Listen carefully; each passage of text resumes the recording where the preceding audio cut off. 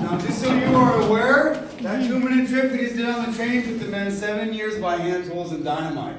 Wow. And they weren't making a lot of money there because they needed at least 50%. Most of that was 35% or lower. Wow. That's why they didn't bother making it spacious either, because that would have been more wasted More time. work and more money spent for nothing. Yep, pretty much. The first 7 years, even the mining company wasn't making any money. Yeah. So we'll go west, just like they did back in that time.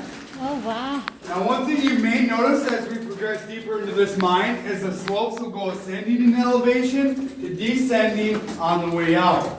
That was designed specifically for the mules in mine, because in the early days, that was the only way to get the ore out or hauled out by the mules. Now, they surely didn't want their mules struggling to haul out those fully loaded dump cars, because one dump car fully loaded would weigh almost 4 tons. So they didn't want them struggling to have to haul them out up any high slopes, so they made it downward on the way out. Now, in order for the men to progress through the mine back in those days, they were required to have a blast zone for the dynamite. A blast zone consists of 13 holes 4 feet deep.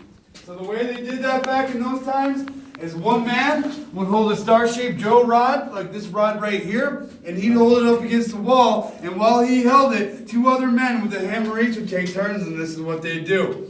First guy would hit it, man hold it, would turn it about a quarter of a turn, second guy would hit it, keep turning it, keep hitting it, until you had about 13 holes 4 feet deep. Well, that took about 10 hours to do one single blast zone by hand. And they're only working 12-hour shifts per day, so as you can imagine, they're definitely not making much progress. So that went on that way for a while until a man named Frank Liner came along, and what he did was invent this liner drill you see behind me. Now what this drill could do, it could drill in 1 hour what the men could do by hand in 10. So much more effective, but it created a problem. Since it was drilling so much more quicker, a lot more dust is being produced out into the air. Men were breathing that into their lungs and coming down with something known as black lung syndrome. Now to understand what that's like, think asthma, times it by about 20%, and there you go. Yeah. So what Frank Liner did was modify his invention by hollowing out the inside of this drill. He ended up hooking up a hose of water to the machine, and then they started periodically spraying water into the hole.